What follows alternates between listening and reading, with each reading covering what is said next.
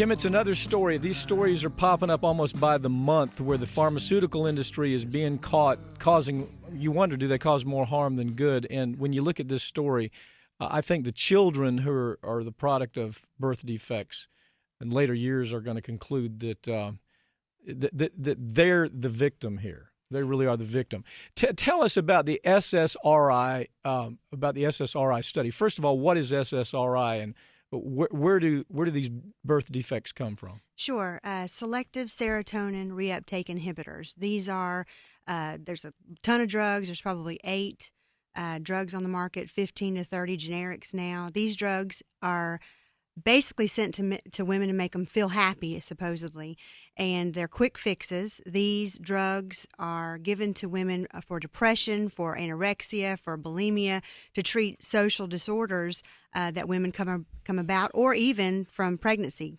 Now, what we're going to find out, having done some of these pharmaceutical cases, we're going to find out that the industry, the people who make Zoloft, Prozac, Paxil, Lexapro, Celexa, we're going to find out that in their files, they've known for years what the increased risk of birth defects are when people take their SSRI drugs. I've never in 25 years seen a situation where a pharmaceutical company didn't know years before the problem arose, failed to tell anybody, made profits in that process, and then at the end of it said, okay, well, we've made plenty of money. Let's deal with the litigation now.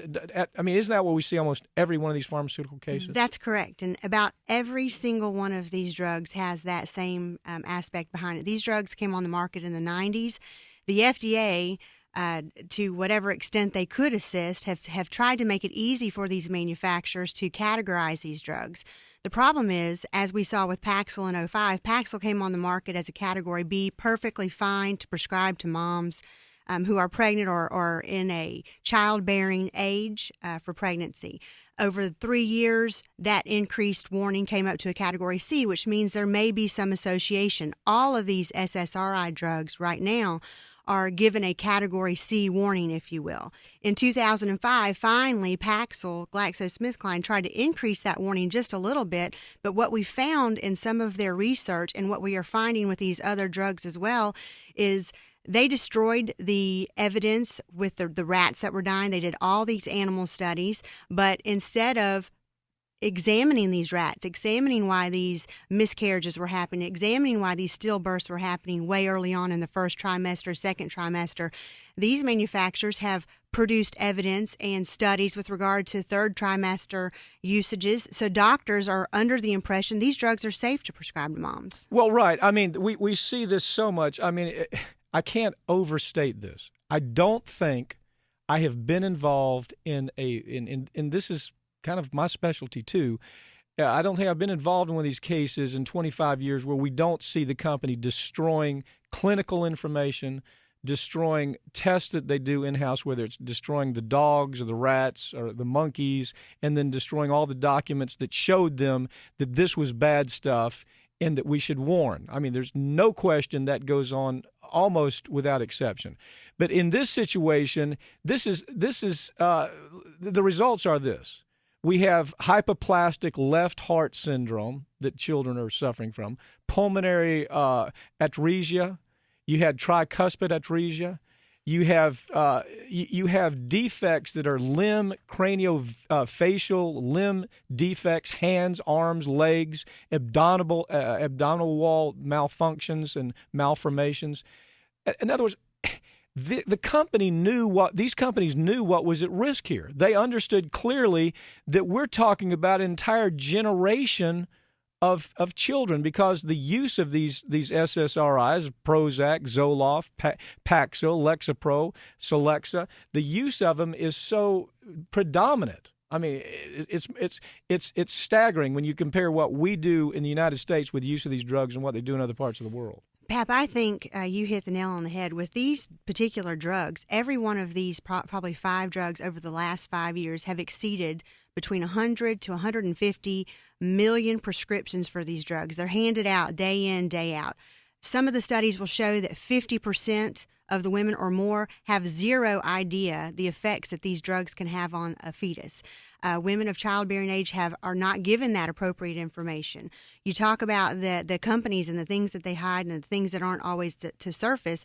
These companies go one step further because they're dealing with both women and they're dealing with a socioeconomic issue here with women who are on Medicaid, state-funded programs, and they are just being given these pills to go away. To just go away. In other words, they're sad. If you look at these commercials on television, are you sad?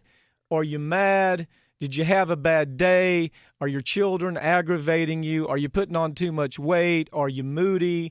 That we're selling this to the American public like candy. They don't allow this in other parts of the world. They don't allow direct marketing to the damn patient. I mean, the patient hears this, goes to the doctor, says, hey, can you give me some of that Zoloft? That sounds pretty good. It's going to make me happy. That's right. About 95% of these prescriptions are given by general practitioner doctors or not even doctors at all because they are just being pushed and put on. There was an article that over, I guess, through August of 2010, there were probably $6 billion paid out by some of these companies in criminal, civil fines and settlements. And we never hear about them. That's right. It's based on inadequate warnings, ineffective drugs, illegal promotion to doctors, antitrust issues. Nobody goes to jail. Nobody goes to jail.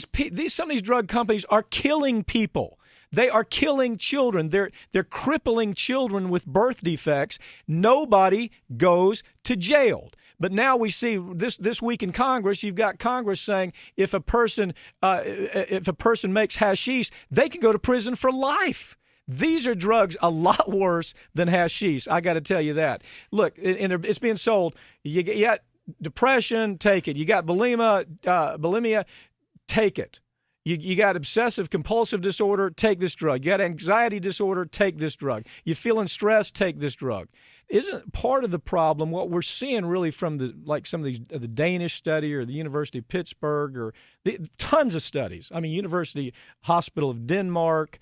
I could go. I mean, these studies are overwhelming.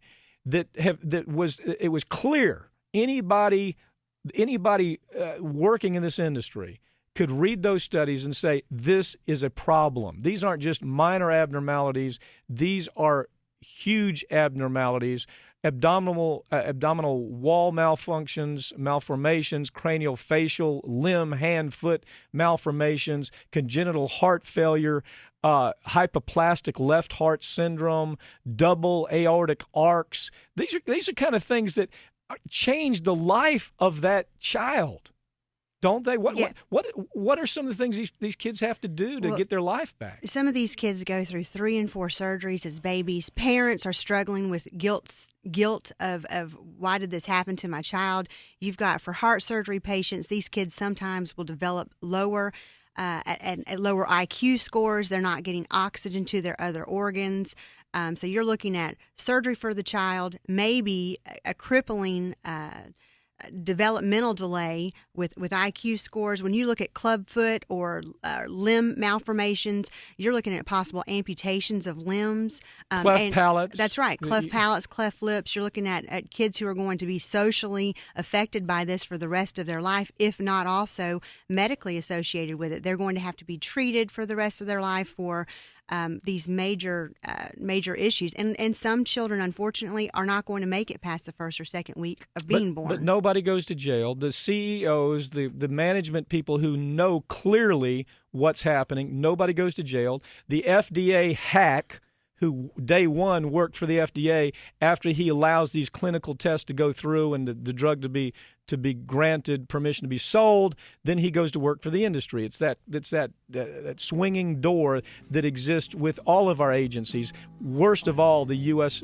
Food and Drug Administration still has not gotten better. Obama's done very little to correct this problem.